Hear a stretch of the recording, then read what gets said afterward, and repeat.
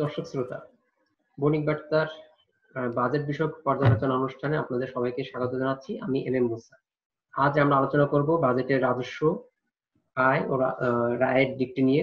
আজকে আমাদের সাথে আলোচনার জন্য উপস্থিত আছেন এনবিআর এর সাবেক দুই চেয়ারম্যান, সদ্য সাবেক চেয়ারম্যান মোশাররফ হোসেন স্যার আসবেন একটু পরে, মোশাররফ হোসেন ভূঁইয়া স্যার, আর আমাদের সাথে এখন সংযুক্ত আছেন ডক্টর মোহাম্মদ আব্দুল মজিদ। স্যারের কাছে আমার প্রথমেই আমি যে জিনিসটা জানতে চাইবো স্যার, কোভিড প্রেক্ষাপটে বর্তমানে সরকার যে মানে বাজেট উপস্থাপন করলো, এখানে রাজস্ব ব্যয়ের পার্টটাতে আপনি, রাজস্ব আয়ের পার্টটাকে আপনি কিভাবে দেখেন স্যার? আপনার বিশ্লেষণ কি বলে যে সরকার এবারও তো রাজস্ব আয়ের প্রবৃদ্ধি বাড়িয়ে ধরেছে? আপনার কি মনে হয় স্যার, এই গতবার অর্জন করতে পারে নাই, গত 2-3 বছরই পারতেছে না, এবার কি পারবে স্যার? প্রশ্নই ওঠে না, কারণ কথা হচ্ছে যে আমার কাছে মনে হয়েছে পুরো বাজেটের উপস্থাপন এবং বিবরণ কয়েকদিন ধরে শুনতেছিলাম, কখনো কখনো মনে হয়েছে যে দেশে করোনার কোনো আক্রমণ হয়নি, তারা যথাযথ অবস্থায় আছে, যেভাবে তারা বাজেট, যে সাইজের বাজেট বানানো হয় সেই পথেই আছে, অ্যাজ ইফ কিছুই হয়নি। শুধুমাত্র পার্থক্য এইটুকু হয়েছে যে সামাজিক নিরাপত্তা খাত, স্বাস্থ্য খাত এরকম কয়েকটা খাতের চ্যাপ্টারগুলোতে কিছু করোনার শব্দ জুড়ে দেওয়া হয়েছে, যে হ্যাঁ আমাদের দেশে করোনা হচ্ছে বা ইত্যাদি। কিন্তু তাদের এই মাননীয় মন্ত্রী তার প্রারম্ভিক বক্তব্যে বলেছেন, দেখলাম ওই যেটা ডিজিটালি দেখানো হলো, সেখানে বললেন যে না, এটা আসলে সাধারণ গতানুগতিক অন্যান্য বছর যেভাবে করি সে বাজেট না, এটা সেই সময়ও হয়নি বা চেষ্টা বা ইত্যাদি, যেটা আমরা বলতেছিলাম যেটা একটা আপাতকালীন বাজেট হওয়া উচিত বা ইত্যাদি, যেখানে ক্র্যাশ প্রোগ্রাম থাকবে, যেখানে থাকবে যে কিভাবে আমরা এটা মোকাবেলা করব, কিভাবে পুনরুদ্ধার করব, যে টাইটেলটা তারা বলেছেন পুনরুদ্ধার এবং অগ্রগতির ইত্যাদি। তো সেইটা কিন্তু তাদের বাজেট বক্তৃতার, বাজেট ডকুমেন্টে যেটা উনি পড়েছেন সেটা হয়তো ডিজিটালি, কিন্তু আমরা বাজেটের ডকুমেন্টে যে পড়ে দেখি যে এটা গতানুগতিক বাজেট।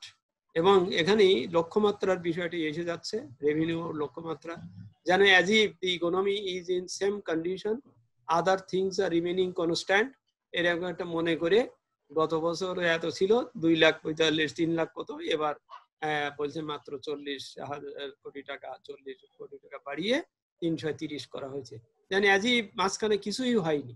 এটা যে করা যাবে না, এটা যে এমনিতেই লক্ষ্যমাত্রা আমাদের বেশ কিছু কয়েক বছর যাবত এটা অবাস্তবই ছিল এবং অর্জিতও হতো না।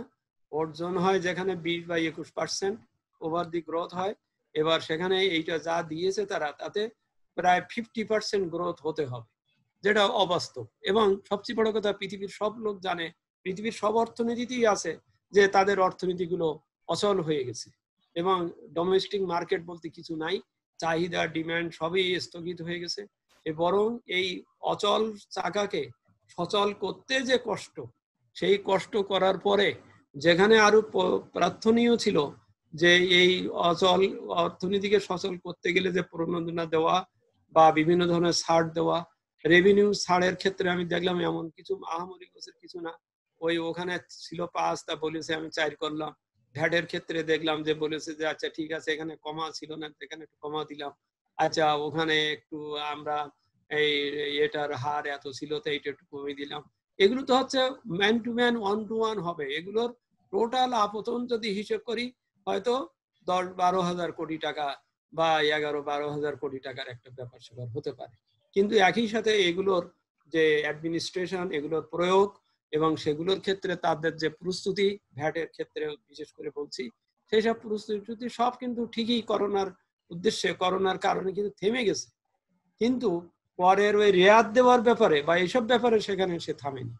তো অর্থাৎ এই 3 মাসেও তো অন্তত তারা এই যে ED, EDF machine, EFD machine বোধহয়, হ্যাঁ, এবং আরো এই কাজগুলো যদি এগিয়ে নিতে পারত, তাহলে একটা কথা ছিল যে না ঠিক আছে। অর্থাৎ করোনার দোহাই কাজের বেলায় হয়েছে, কিন্তু করোনার দোহাই সচল করবার ক্ষেত্রে তার কিছু নাই। কর্পোরেট কর 2.5%-এর মতো কমানো হয়েছে, আর ওই অন্যদের পদে আরো 2% কমানো হয়েছে। কিন্তু এই টাকা এই যে কমানো হলো, এই টাকা যে উঠবে এর জন্য নতুন করদাতা বলতে আমি এখানে একটু ডিফারও করব। সেটা হচ্ছে নতুন করদাতা মানে এই নতুন ওই যে প্রান্তিক এই 4 পয়সা 5 পয়সা দেওয়ার মতন এই ধরনের করদাতা না, করদাতা ঢুকাতে হবে। আমরা স্পষ্ট দেখতে পাচ্ছি, সাম্প্রতিককালে দেখতে পাচ্ছি, কয়েক বছর দেখতে পাচ্ছি যে প্রচুর টাকা বিদেশে পাচার হয়ে গেছে। দেশের ভিতরেও একটু শুধু ক্যাসিনো কাণ্ডের জন্য কয়েকদিন যে একটু অভিযান চলেছিল, তাতেই যা আমরা দেখেছি। তো সেইগুলোর থেকেই সবাই জানে কোথায় টাকা, কোথায় কি। তো সেই টাকাকে কিভাবে করের আওতায় আনা যায়, এবং আনা যাওয়ার ব্যাপারে শুধুমাত্র ওই ঘোষণা দিলে হবে না যে ঠিক আছে 10% দিয়ে, আচ্ছা ঠিক আছে এই 2 খাতে, এটা না। এটা হতে গেলে আমাদের সাথে সংযুক্ত হয়েছেন মোহাম্মদ মোশাররফ হোসেন ভুঁইয়া স্যার। স্যার বলেন। হ্যাঁ, তো সুতরাং এই ব্ল্যাক মানির ক্ষেত্রেও আমি প্যারাটা খুব ভালো করে এখনো পড়তে পারিনি, তবে আমি যতদূর যা জেনেছি বা বুঝতেছি যে ওই গতানুগতিক ওই একটা ছাড়ের মতন দেওয়া, এতদিন দেওয়া ছিল রিহ্যাবিলিটেশন খাতে, সরি কি রিহাবের খাতে, এখন সে পুঁজিবাজার এবং আরো অন্যান্য জায়গায় দেওয়া হয়েছে। কিন্তু এর ইম্প্যাক্ট নিয়ে আমি খুব সন্দিহান, কেননা পুঁজিবাজারে কালো টাকা এসে যে বড় বড় কোম্পানির হয়তো কিছু শেয়ার বিক্রি বাড়বে, যদি বাড়ে, আমি যদি বলছি, কিন্তু সেই বেড়ে তাতে অর্থনীতির কি লাভ হবে? আর এইটা করের হারটা কত দেওয়া হয়েছে আমি এটা বুঝতে চেষ্টা করছি। কেউ বলছে 10% জরিমানাটা বোধহয় মাফ করা হয়েছে, কেউ বলছে না শুধু 10% ট্যাক্স দিতে হবে। কালো টাকা সাদা টাকা করবার ক্ষেত্রে প্রথম স্বার্থ হচ্ছে যে এই টাকাগুলো করের আওতায় আসবে। করের আওতায় আসার প্রথম স্বার্থ হচ্ছে কর আদায় হবে, কর দেবে, ওইটাই সরকারের লাভ। কারণ কারুর কালো টাকা অর্থনীতিতে আসলে সরকারের সরাসরি কোনো লাভ হবার কিছু নেই। আর দ্বিতীয় পয়েন্ট হচ্ছে যে করের টাকা সাদা, কালো টাকা সাদা হলে কোন খাতে এসে বিনিয়োগ হচ্ছে সেটাই দেখার বিষয়। যেই বিনিয়োগ আমার এখন এই মুহূর্তে প্রয়োজন, যে বেসরকারি খাতে বিনিয়োগ বাড়াতে হবে, এবং সেই বিনিয়োগ হতে হবে অবশ্যই কর্মসৃজনমূলক প্রকল্পে, অবশ্যই দক্ষতা উন্নয়ন প্রকল্পে, অবশ্যই অচল অর্থনীতিকে সচল করার ক্ষেত্রে, অবশ্যই কাজের বিনিময়ে খাদ্য টাইপের প্রকল্পে, অবশ্যই আইটি সেক্টরে, অবশ্যই আমি মনে করি যে জাপানের যে চীন থেকে যেসব ইন্ডাস্ট্রিগুলো উঠে আসছে সেগুলো আনার ব্যাপারে কি করা যেতে পারে, সেই সব জায়গায় যদি কোনো বিনিয়োগ হয় বা করা হয় তাহলেই অর্থনীতির জন্য উপকার হবে এই কালো টাকা। নইলে এটা অতীতেও যেরকম এই বারবার ঘোষণা দেওয়া হয়েছে কিন্তু কেউ শুনিনি। আর আমার মনে হয় এটাও নাই বোধহয়, সেটা হচ্ছে যে কালো টাকা উদ্ধার করব এই ধরনের একটা কমিটমেন্ট, পলিটিক্যাল কমিটমেন্ট যদি না থাকে, না দিয়ে যদি শুধু বলা হয় আচ্ছা ঠিক আছে কালো টাকা সাদা করেন, আপনি করেন, না করলে কিছু হবে না, এরকম একটা যদি মনোভাব সৃষ্টি হয় বা দেখা যায়, তাহলে আসলে কেউ আসবে না কালো টাকা সাদা। সুতরাং আমি মনে করি যে এই বিষয়গুলো যথাযথভাবে দেখার বা পর্যালোচনার ব্যাপার আছে, সুযোগ পাওয়া যাবে। আমি আশা করি 30 জুন কাজে পাশ হওয়ার আগে সবাই, সব পক্ষ এগুলো আলোচনা করতে পারবেন, করলে এটা বুঝতে পারবেন আর কি। মোশাররফ, তোমাকে স্বাগত জানাচ্ছি। জি জি জি, ভালোই লাগছে দেখে। তোমার তো লাইটটা ভুঁইয়া স্যারের কাছে মানে জানতে চাইবো যে এইবারে বাজেটে রাজস্ব আয়ের যে প্রক্ষেপণ করা হয়েছে সেটা সম্পর্কে আপনার অভিমত কি? আচ্ছা, রাজস্ব আয়ের প্রক্ষেপণ আমরা সাধারণত জানি যে যখন বাজেট বড় হয় তখন একটা বড় রাজস্ব আয়ের একটা লক্ষ্যমাত্রা থাকে। তো এবারও আপনারা লক্ষ্য করেছেন যে 2019-20 রিভাইজ বাজেটের যেই 5,01,000 কোটি টাকা আছে সেই তুলনায় এবছর হয়েছে 5,68,000 কোটি টাকা। এখানে প্রায় 67,000 কোটি টাকা বেড়েছে। তো সেই হিসাব করে গত বছরের যে রাজস্ব টার্গেট ছিল রিভাইজড 3,05,000 কোটি টাকা, সেইটাকে এবার করা হয়েছে 3,30,000 কোটি টাকা। মানে আমি জাতীয় রাজস্ব বোর্ডেরটা বলছি, টোটাল কর রাজস্ব না আর কি। তো এইখানে যদি ধরা হয় তাহলে কত 10% বাড়ানো হয়েছে। আর এবছরের যে প্রাপ্তি হবে সেটার সাথে যদি তুলনা করা হয় তাহলে অনেক বাড়বে, কারণ এবছরের যে প্রাপ্তি সেটা এখনো বোঝা যাচ্ছে না, জুন মাস গেলে বোঝা যাবে, কিন্তু অনুমান করা যাচ্ছে যে 2,20,000-এর উপরে নাও যেতে পারে। এটা জাতীয় রাজস্ব বোর্ডের বর্তমান চেয়ারম্যান নিজেই বলেছেন। তো এই সব বিবেচনা করে আমরা, আমাকে কি পুরাটা দেখা যাচ্ছে? জি জি, আপনাকে দেখা যাচ্ছে, সুন্দর দেখাচ্ছে। আচ্ছা, আমি ফুল করে নিলাম। তো এখন এই প্রেক্ষাপটে দেখা যাচ্ছে যে এবার গত বছরের তুলনায় একটু কমই রেখেছে, কিন্তু আসলে অর্জন এটি 2021-এর জুন মাসের মধ্যে হবে কিনা এটা একটা বিরাট প্রশ্ন। বিরাট প্রশ্ন এই জন্য বলতেছি যে আমাদের যে কোভিড মহামারীর সংক্রমণ, এটা কিন্তু এই যে যেই ওয়েবটার কথা বলা হচ্ছে এটা পিকের দিকে যাচ্ছে, এখনো পিকে উঠে নাই, আরো উঠতে পারে। কারণ হইলো যে এই যত টেস্ট বাড়তেছে তত সংক্রমণের পরিমাণ বাড়তেছে, এবং ইকোনমি সচল করার জন্য সরকার চেষ্টা করতেছে, প্রাইভেট সেক্টর চেষ্টা করছে, এখনো সেরকম ভাবে সচল হয় নাই। গত জানুয়ারি ফেব্রুয়ারির জায়গায় যেতে এটা যে আমরা কবে যাব সেটার এখনো কোনো নির্দিষ্ট সীমারেখা নাই। যাই হোক, সেই তুলনায় রাজস্ব লক্ষ্যমাত্রা অর্জিত হবে কিনা এটি একটি বিরাট প্রশ্ন। এখন জনাব মজিদ সাহেব যেই কথাগুলি বলেছেন যে এবারের বাজেটে যে কর, তারপরে ভ্যাট এবং কি বলে ইম্পোর্ট এক্সপোর্ট ডিউটি, এগুলির যে বিষয়গুলি যেভাবে নির্ধারণ করা হয়েছে, আমি মনে করি যে এখানে মাননীয় প্রধানমন্ত্রী একটা নিবিড় পর্যবেক্ষণ এখানে দেখা গেছে। এবং অর্থমন্ত্রী আগে থেকেই, আমি যখন চেয়ারম্যান তখনও বলছিলেন যে উনি কর্পোরেট ট্যাক্স কমাবেন এবং এই যে মিনিমাম ট্যাক্স যেটা আছে সেটাও 10% থেকে উনি কমাবেন। গত বছরই একটা প্রস্তাব আমরা করতে চেয়েছিলাম, তো মাননীয় প্রধানমন্ত্রী বলতেছিলেন যে অভ্যস্ত হয়ে গেছে লোকজন, 10% দিয়ে এটি কমানোর দরকার। তো এই বছর যে বিবেচনাটা এসছে সেটি হলো যে মার্জিনাল ট্যাক্স পেয়ারদের যে দুরবস্থা কোভিড এর কারণে, সেই জন্য এবার আমি মনে করি যে হয়তো মিনিমাম ট্যাক্সটা 10% এর জায়গায় 5% করা হয়েছে। তবে এই সুযোগটা কিন্তু খুব লিমিটেড। মাত্র যাদের ইনকাম 4 লাখ টাকা হবে তারা 3 লাখ টাকার জন্য রেয়াত পাবে, কোনো ট্যাক্স দিতে হবে না, আর 1 লাখ টাকার উপরে 5% দিবে। আবার যদি 4 লাখ টাকার উপরে যায় তাহলে কিন্তু আবার 10%-এ আসবে। এরকম ভাবে উপরের দিকে গিয়ে বাড়ছে।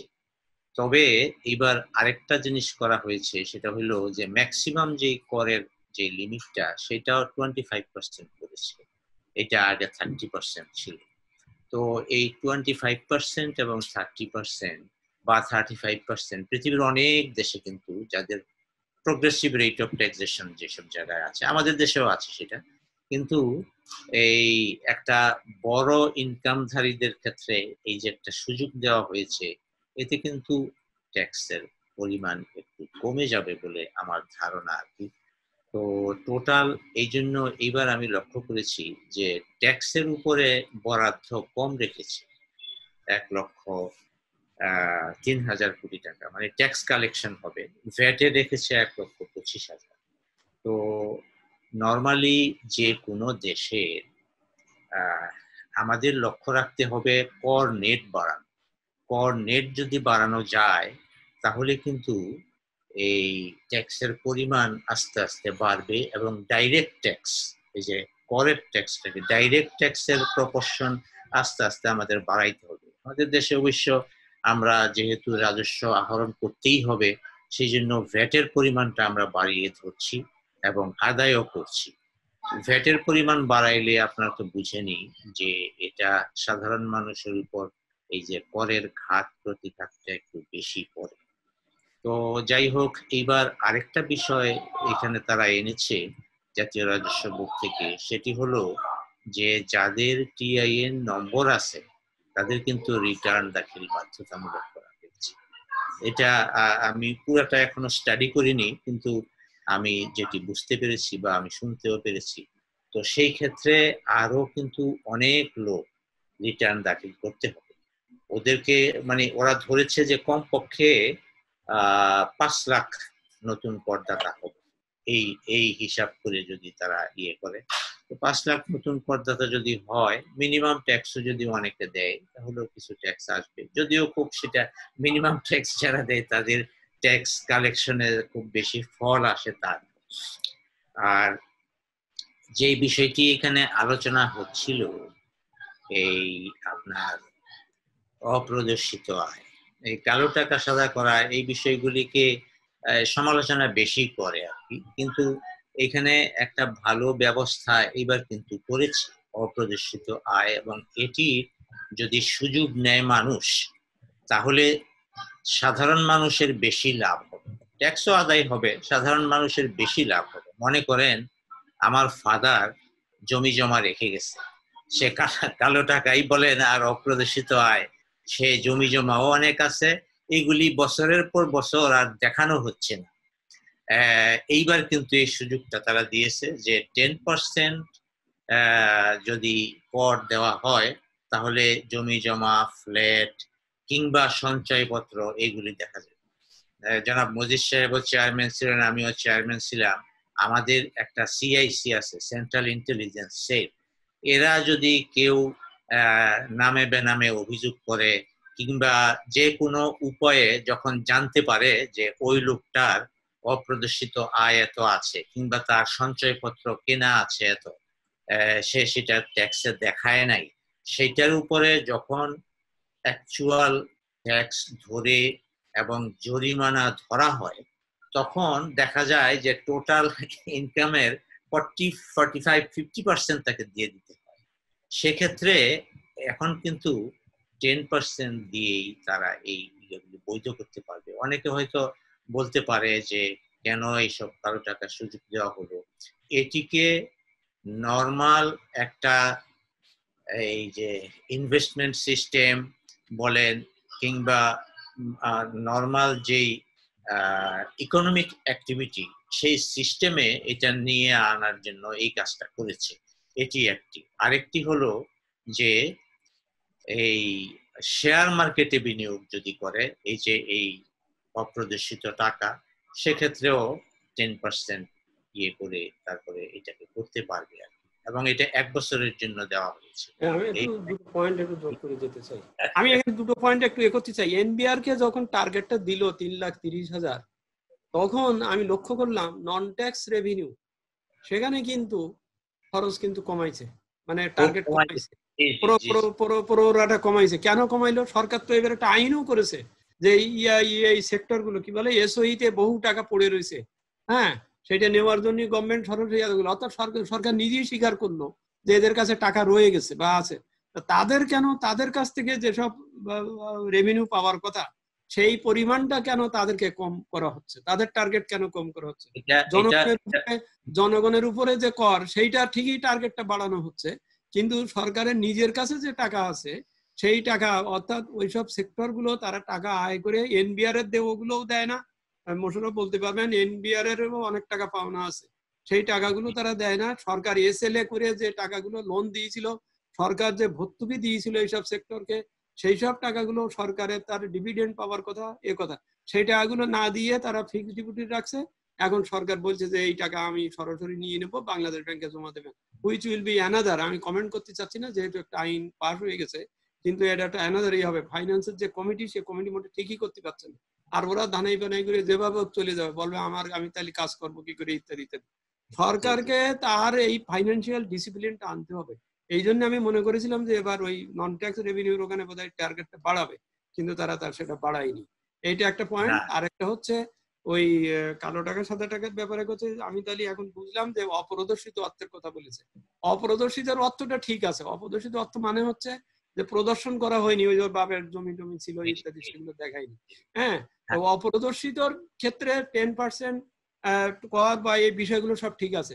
দেন হোয়াট ইজ অ্যাবাউট কালো টাকা? কালো টাকা মানে হচ্ছে যেটা প্রদর্শন তো দূরের কথা, মানে যেটার অর্জনটাই অবৈধ, সেই টাকা আনার ব্যাপারে বোঝা গেল যে সেটা হ্যাঁ, সেইটা যে অর্জনটা যে অবৈধ, এইটাকেই অপ্রদর্শিত। যেমন এই এখন থেকে অপ্রদর্শিত কিন্তু এক জিনিস, অপ্রদর্শিত হচ্ছে ডিসক্লোজ করা হয়নি। হ্যাঁ, তুমি 10 কোটি টাকা দিয়ে বিক্রি করেছো, 5 কোটি দেখাইছো আর 5 কোটি দেখাওনি, তোমার আয়টা বৈধ, কিন্তু দেখানো হয়নি। ওই যে তোমার বাবার সম্পত্তির কথাটা যেটা বললাম, দেখানো হয়নি, সেইটাও এটা হচ্ছে অপ্রদর্শিত, আনডিসক্লোজ। এবং এটাই কিন্তু 2008 সালে দেওয়াটা হয়েছিল সুযোগটা। হ্যাঁ, হ্যাঁ, কিন্তু কালো টাকার এখন ব্যাপারে কিন্তু নাই।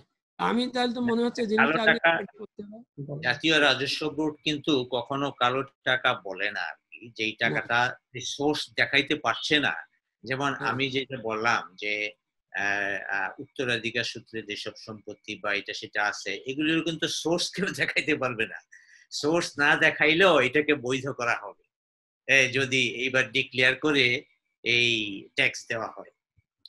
তো আর একইভাবে ট্যাক্সের হারটাও খুব কম হয়ে গেছে, কারণ এটা বৈষম্য হচ্ছে যে লোক রেগুলার কর দিচ্ছে সে বছরের পর বছর ঠিকই 25% 30% কর দিয়ে যাচ্ছে, আর ও টাকা অবৈধভাবে অর্জন করে সে আবার এখন মাত্র 10% দিয়ে যাবে। এতে তো একটা বৈষম্য সৃষ্টি হয় মানুষের এখানে ভিতরে। এখানে এই 10% বিষয়টা দিয়ে কিন্তু দেখার বিষয় এবং এটা নৈতিকতার প্রশ্ন।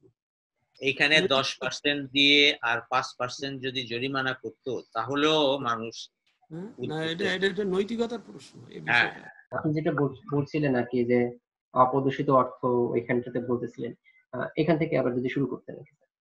আচ্ছা, এখন এই যে অপ্রদর্শিত অর্থ উনি যেটিকে কালো টাকা বলেছেন, তারপরে অন্যান্য যে কেউ যতই কালো টাকা বলুক, এনবিআর এর ভাষায় কিন্তু আমরা যখন এটাকে প্রদর্শন করে এবং ট্যাক্স দেয় তখন আর কালো টাকা বলা হয় না।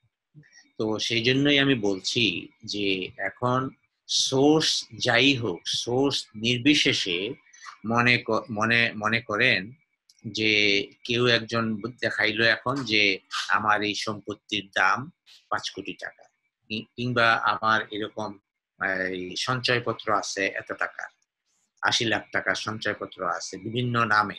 তো এইগুলি এখন যখন দেখাবে, এগুলি আগে দেখায় নাই, এখন সে 10% ট্যাক্স দিবে, দিয়ে তারপরে এটাকে সে বৈধ করে নিবে এবং পরবর্তী সময়ে এটাকে আর কেউ প্রশ্ন করবে না। এই কথাটা দেখলাম আমি ইয়েতে লেখা আছে, এই যে প্রশ্ন আর করা হবে না আর কি। তো এইটার বলে ভবিষ্যতে ফাইন্যান্স বিলে যেহেতু এসছে, ভবিষ্যতে দুর্নীতি দমন কমিশনও যদি প্রশ্ন করে তারা এটা উতরে যাবে আর কি। কিন্তু এই সুযোগ তো ধরেন আগেও দেওয়া হয়েছে, কিন্তু যে পরিমাণ টাকা আপনার অপ্রদর্শিত অর্থ প্রদর্শিত হয় খুবই অল্প, নগণ্য পরিমাণ। এটা আদৌ কি দরকার আছে কিনা? না এইবার ঠিক আছে, এইবার দিল, তো এইবার দেওয়া হয়েছে একটা ইয়ের কারণ হইলো যে এই এনবিআর এর অফিসাররা চিন্তা করেছে যে অনেকেই কিন্তু, বিশেষ করে এই যে সহায় সম্পত্তির ক্ষেত্রে আমি যেটা বললাম আর কি, অনেকের এগুলি পরবর্তী সময়ে ধরা পড়ে তারা খুব হয়রানির মধ্যে পড়ে এবং বিক্রি করার সময়ও আবার এটা কালো টাকা হয়ে যায়।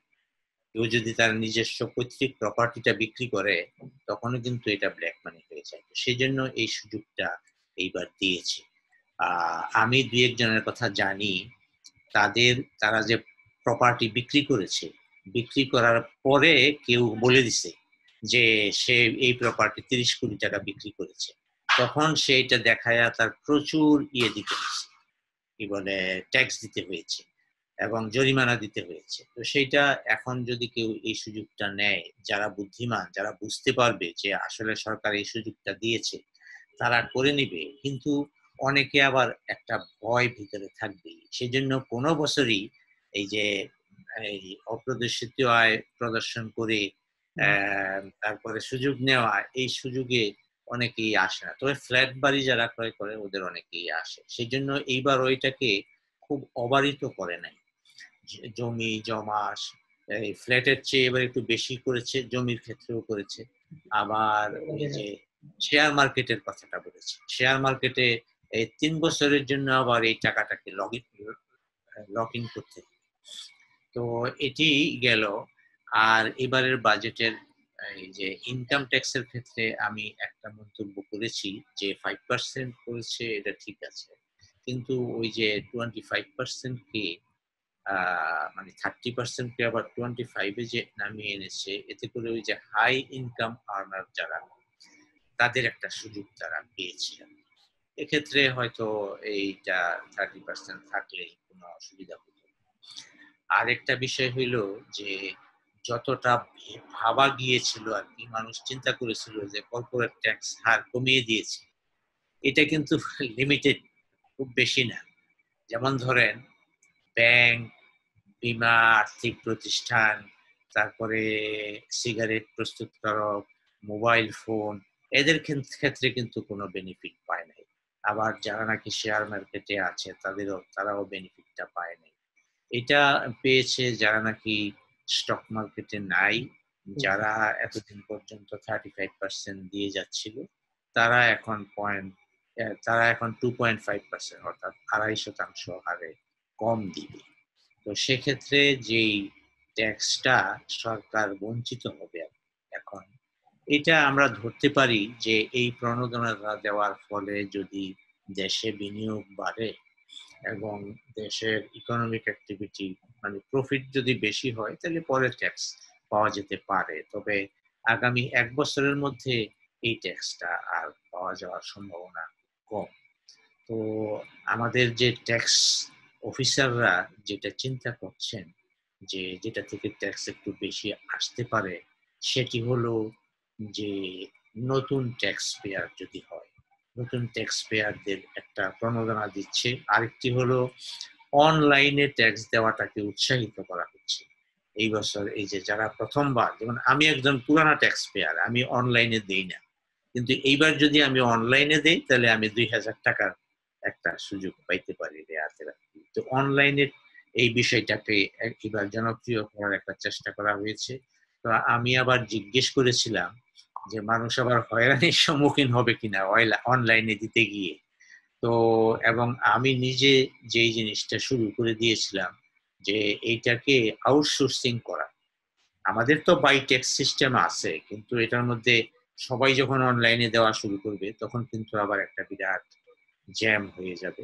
তো সেই জন্য আমি এটার একটা সিস্টেম করেছিলাম যে আউটসোর্সিং করে কয়েকটা কোম্পানিকে এই একটা সহায়তাকারী হিসেবে দেওয়া। তো এটা ওরা করবে, আমাকে বলেছে যে এরা এটা চেষ্টা শুরু করেছে এবং এটা করলে হয়তো খারাপ হবে।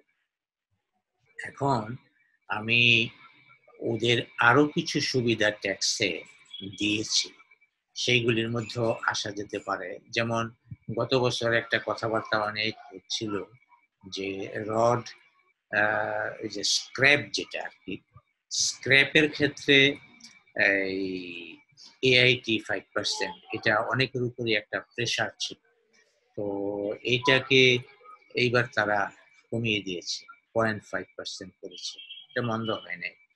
আরেকটা হইলো যে স্থানীয় সরবরাহের ক্ষেত্রে, বিশেষ করে ওই যে বেচা কেনার ক্ষেত্রে আর কি, বাজারে বেচা কেনার ক্ষেত্রে 5% নিত্য প্রয়োজনীয় দ্রব্যের উপরে, ওই যে চাল, ডাল, চিনি, আটা, এগুলি খাদ্যদ্রব্য, নিত্য প্রয়োজনীয় দ্রব্যের উপরে যে 5% অ্যাডভান্স ইনকাম ট্যাক্স ছিল, সেটাকে 2% করে দিয়েছে।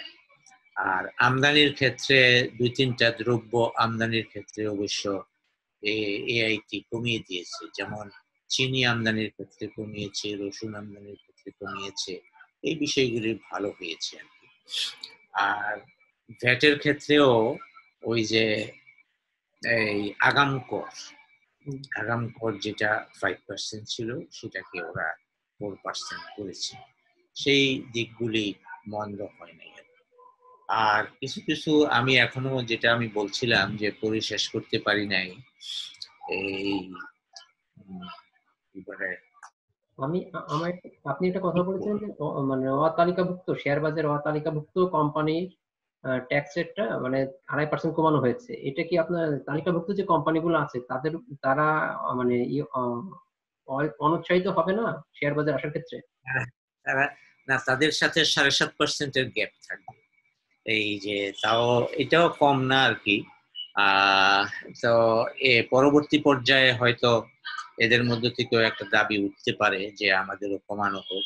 তো 7.5% গ্যাপ কিন্তু খারাপ না। আর আরেকটা বিষয় এখানে লক্ষণীয়, যে ট্যাক্স কমানোর মানে যাতে কমে না যায়, সেই জন্য কিন্তু সিগারেট এবং মোবাইলে ধরা হয়। তবে মোবাইলের ক্ষেত্রে একটা সুযোগ তো আগে থেকেই আছে, 45 এবং 40। তো এই যে রবির কথা, রবি কিন্তু অ্যাপ্লাই করেছে যে তারা তালিকাভুক্ত হতে চায়, এবং সেক্ষেত্রে তারা ওই 40 সুযোগটা পাবে। আর এখন তো তাদের কিছু ট্যাক্স বেশি দিতে হচ্ছে। ওদের ক্ষেত্রে একটা ইয়ে আছে, কর্পোরেট ট্যাক্স কমানোর ক্ষেত্রে একটা কথা বলা হচ্ছিল, সবাই অনেকদিন গত বছর বাজেটে বলা হয়েছিল, এইবার কি কমানো হয়েছে? না, কর্পোরেট ট্যাক্সই তো কমানো হইলো, ওই যে 2.5% কমানো হলো। হ্যাঁ, এটাই তো। আর ওই যে আন্ডার ইনভয়েসিং, ওভার ইনভয়েসিং এর ক্ষেত্রে যেটা করছে যে যদি কোনো বিনিয়োগ ভুয়া প্রমাণিত হয় তাহলে 50% হারে কর আরোপিত হবে। এটা হলো যে মানি লন্ডারিংটাকে নিরুৎসাহিত করা। এখন আমি যে জিনিসটা একটু ইয়ে করি আর কি, এখানে একটা বিষয় একটু ভয়ের ব্যাপার আছে। যেমন এই কয়লা আমদানি, মানে একটা এক্সাম্পল দিচ্ছি আর কি। কয়লা আমদানির ক্ষেত্রে যদি বলা হয় যে পার মেট্রিক টন 70 টাকা করে দিবে আর কি, তো কেউ কোনো একটা দেশ থেকে 60 টাকা করে আনবে, তাকেও 70 টাকা করে ডিউটি এই চট্টগ্রাম আমাদের কাস্টমস কেটে রাখে। এখন যদি বলে কেউ যে আপনি 60 টাকা করে যে দাম দেখিয়েছেন, আপনি তো, হ্যাঁ, এখন যদি দেখা যায় যে কাউকে ধরা হয় যে আপনি তো আন্ডার ইনভয়েসিং করেছেন, আপনি 70 টাকার জায়গায় 60 টাকা দেখিয়েছেন। আসলে কখনো কখনো আছে যে আমাদের কাস্টমস কোনো কোনো কমোডিটির উপরে, যেটাকে ব্যবসায়ীরা বলে লোড দিয়ে এটাকে ভ্যালুয়েশন করা হচ্ছে। তো সেইটা সেই সেই জিনিসটা আমাদের অফিসাররা খেয়াল রাখতে হবে। এক্ষেত্রে অ্যাকচুয়াল যারা ওভার ইনভয়েসিং, আন্ডার ইনভয়েসিং করবে তাদেরকে ধরতে হবে, ধরে তারপরে তাদেরকে যদি এরকম জরিমানা করা হয় তবে কিন্তু মানি লন্ডারিং কমবে। যদি আমি এটাকে একটা পজিটিভ দিকে দেখি, কিন্তু আমরা এবং যদি, হ্যাঁ, যেটা দেখেছি স্যার যে গত কয়েক বছরে ফিনান্সিয়াল ইন্টিগ্রিটি রিপোর্টে যে বাংলাদেশ থেকে অর্থ পাচারের পরিমাণ বাড়ছে অনেক। আপনার কি মনে হয় শুধু আন্ডার ইনভয়েসিং, ওভার ইনভয়েসিং এটা বন্ধ করলেই অর্থ পাচার বন্ধ হয়ে যাবে? এটা একটা বিষয়। আরেকটা হইলো যে আমাদের সবচেয়ে বড় যেই এক্সপোর্ট খাতটা আছে, এটাও একটা বড় ইয়ে, কি বলে, মানি লন্ডারিং এর একটা সোর্স। কিন্তু যেমন তারা যদি এই $20,000 রপ্তানি করে, টাকা আনে 15,000, তো এক্ষেত্রে ওরা অনেক সময় বলে যে এটা ওইখানে বিভিন্ন খরচ আছে সেগুলির জন্য। তো সেক্ষেত্রেও কিন্তু এখন সতর্ক দৃষ্টি রাখতে হবে মানি লন্ডারিং বন্ধ করার ক্ষেত্রে। এটা আমি বলছি যে আমদানি এবং রপ্তানি উভয় ক্ষেত্রে, রপ্তানিটাও কিন্তু একটা বড় খাত আমাদের এই মানি লন্ডারিং এ।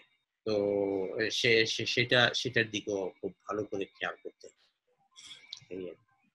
আমাদের মানে আমরা এইবারে বাজেট যেটা পেশ করবো সেটা হচ্ছে যে একটা বিশেষ প্রেক্ষাপটে, বিশেষ করে কোভিড-19 এর কারণে আমাদের কর্মসংস্থান কমে যাচ্ছে, বিনিয়োগ ও কমে যাচ্ছে, উৎপাদন কমে যাচ্ছে।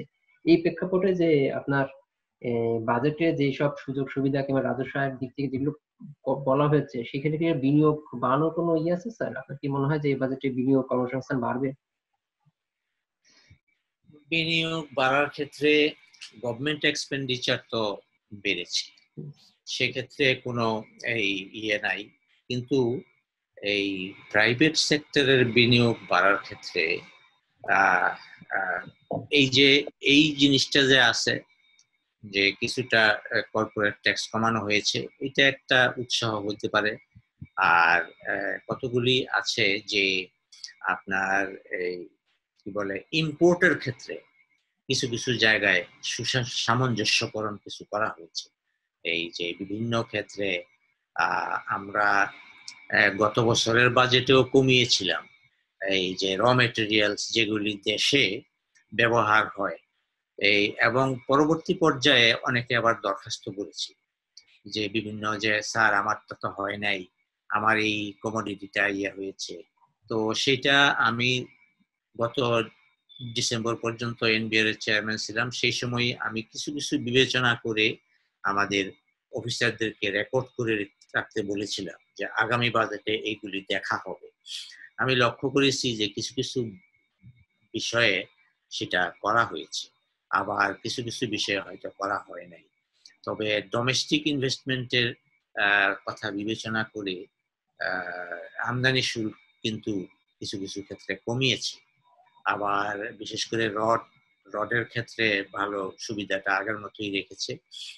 আর একটা জিনিস করেছে, সেটা হলো যে মোবাইল ফোন ইম্পোর্ট এগুলির উপরে একটু আগের চেয়ে বাড়িয়েছে, কিন্তু দেশে দেশে তৈরি যেগুলি আছে সেগুলি মানে লোকাল যে ট্যাক্স এবং ভ্যাট এগুলি আগের মতোই রাখা হয়েছে। কাজেই এক্ষেত্রে বিনিয়োগের উপর ভালোই প্রভাব পড়বে।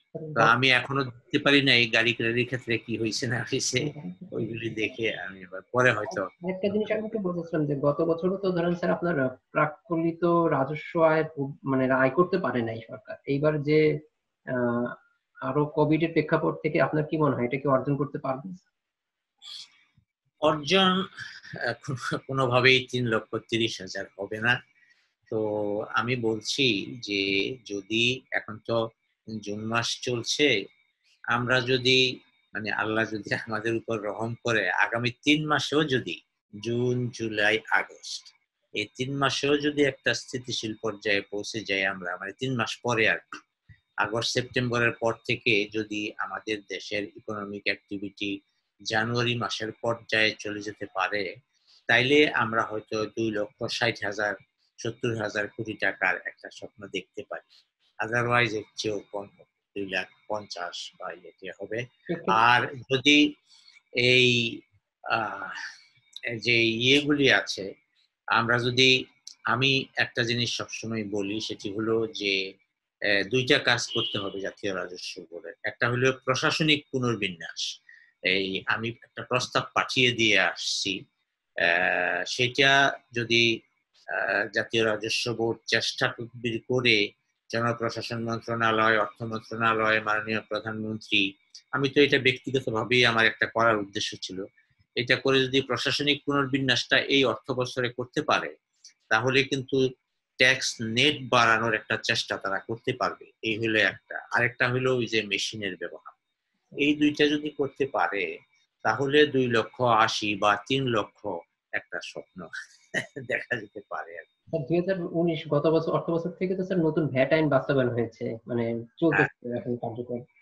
এখন যে পর্যায়ে আছে এখনো তো কিছু সমস্যা আছে, সমাধান করার কথা বলতেছে অনেকে। আপনি কি মনে করেন যে এই বছরে পুরোটা বাস্তবায়ন করতে পারবে ভ্যাট আইন?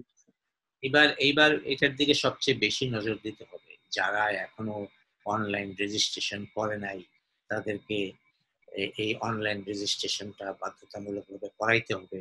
অফিসারদেরকে প্রপার মনিটরিং করতে হবে, অফিসাররা যাতে এগুলি করে।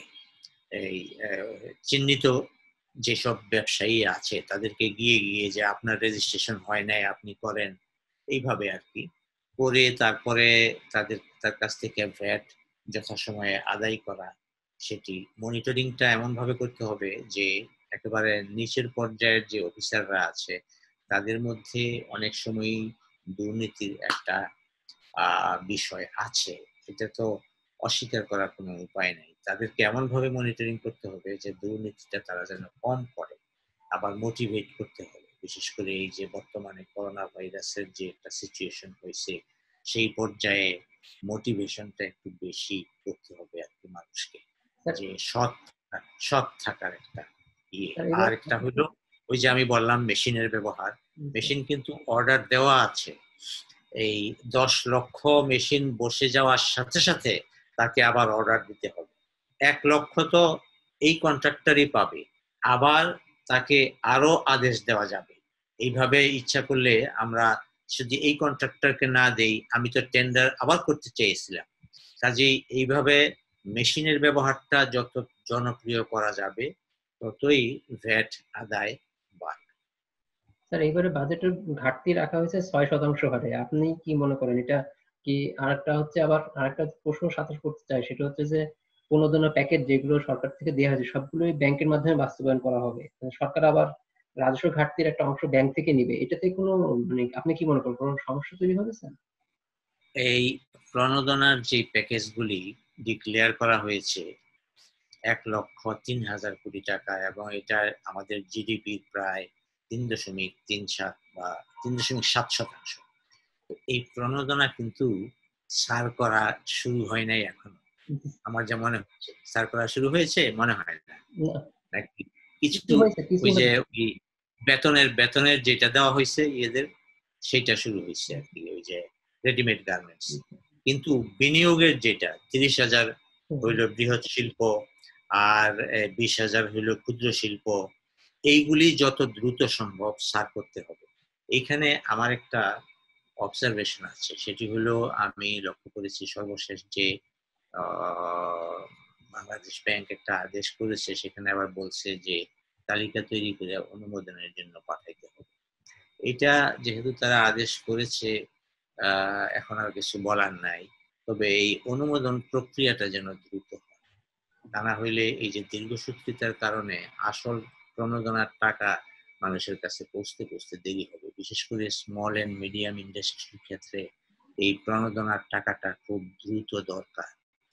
আর আরেকটা বিষয় হলো ওই যে ব্যাংকের যদি দীর্ঘসূত্রিতা হয় তাহলে কিন্তু খুব অসুবিধা। তো এটা যত দ্রুত সম্ভব সার করা প্রয়োজন। এই প্রণোদনা যদি সার করে এবং ইকোনমিক অ্যাক্টিভিটি আবার আগের মতো আসে, এটা একটা বিষয়।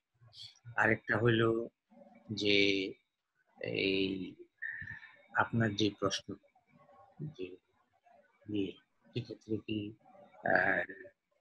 বাংলাদেশ ব্যাংকের টাকা পয়সার সমস্যা হবে কিনা? বাংলাদেশ ব্যাংকের টাকা সমস্যা হবে না, এক্সপ্যানশনারি মনিটারি পলিসি তো তারা নিচ্ছেই, এটা একটা বিষয়। আর আরেকটা বিষয় হলো যে বাংলাদেশ ব্যাংকের কাছে আরো অন্যান্য বিকল্প পদ্ধতি আছে, সেটা আমার নামে লেখার দরকার নাই। ওই যে নোট ছাপানোর বিষয় আছে, সেটা তো আছেই। আর বাজেট সারপ্লাস, বাজেট ডেফিসিট এটা রেকর্ড করতে পারো। বাজেট ডেফিসিটের যে বিষয়টি, এটা 6% তারা অনুমান করছে যে হইতে পারে, গতবারেও প্রায় 6%। তো এটা যদি 7%ও যায় বা আরো বেশি হয় তাহলেও কোনো দোষ নাই। বিদেশের থেকে বিদেশি সহায়তা যে পরিমাণ টার্গেট করা হয়েছে, 88,000 কোটি টাকা, তো এটা যদি এখানে 1 লাখ বা 1,20,000 কোটি টাকাও পাওয়া যায়, কোনো অসুবিধা নেই। এই যে বাজেট সাপোর্টের জন্য গভর্নমেন্ট চেষ্টা করতেছে, তো বাজেট সাপোর্ট যদি পাওয়া যায় তাইলে তো গত বছর 63,000 কোটি টাকা পাওয়া গিয়েছিল বৈদেশিক ঋণ। কোভিড পরিস্থিতিতে কি স্যার বৈদেশিক ঋণ এত পাওয়া সম্ভব স্যার? সেটা অবশ্য পাবে না, কারণ হলো আমার মনে হয় এই যে 88 যে ধরছে, এটা ওই কমিটমেন্ট গুলি সহই হতে ধরছে, বাজেট ডেফিসিট মিট করার জন্য যেগুলি করেছে আর কি। তো আর ব্যাংকিং সিস্টেম থেকে যে ঋণের পরিমাণ ধরেছে সেটাও এক্সিড করাটা আবার একটু রিস্কি হবে।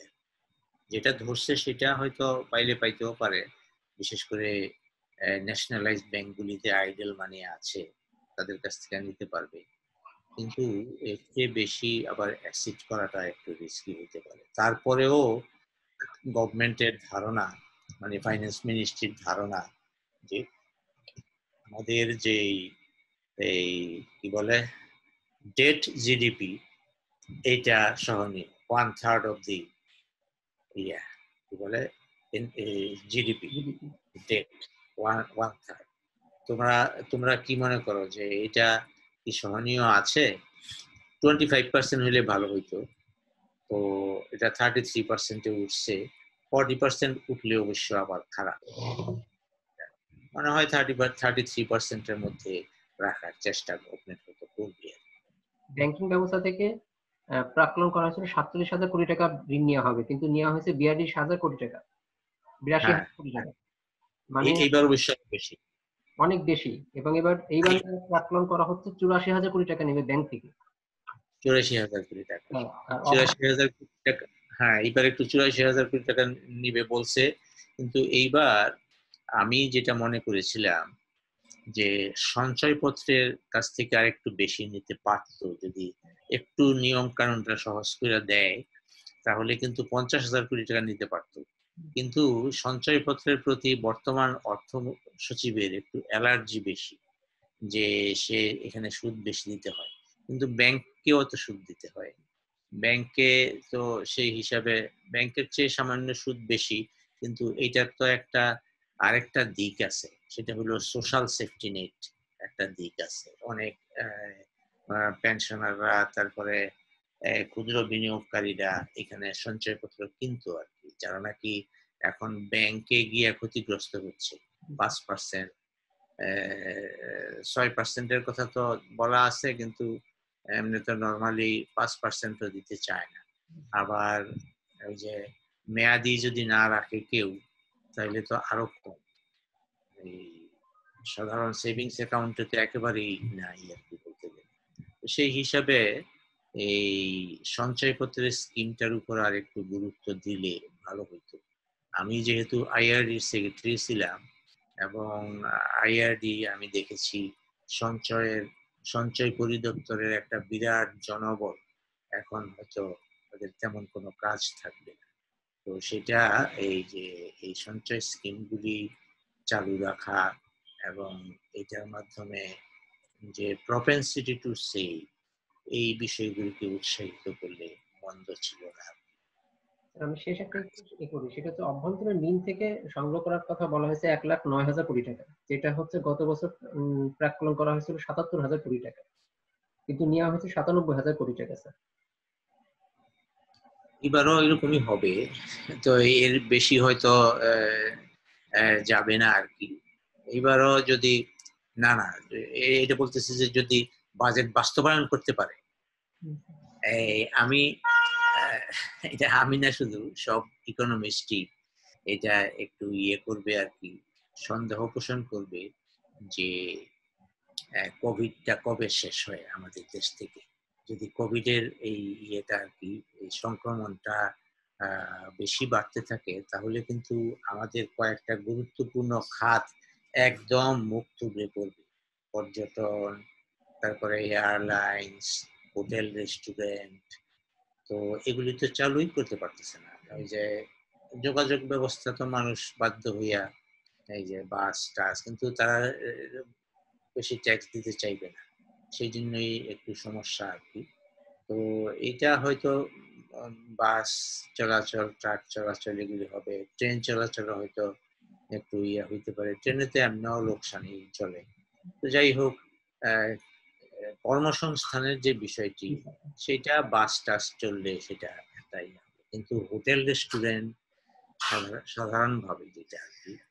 আর এখন যেই হোটেল রেস্টুরেন্ট গুলি চলতেছে, মানে চায়ের দোকান, যে রাস্তার চায়ের দোকান, এটা চলছে আমি শুনলাম আর কি। আমরা তো যাই না, কিন্তু আমরা শুনেছি যে এখানে মানুষ দাঁড়ায় দাঁড়ায় চা খায়।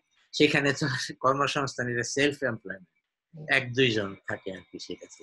তো আসলে যেসব রেস্টুরেন্ট, হোটেল বাংলাদেশের সর্বত্র চালু আছে, এগুলি তো বন্ধ।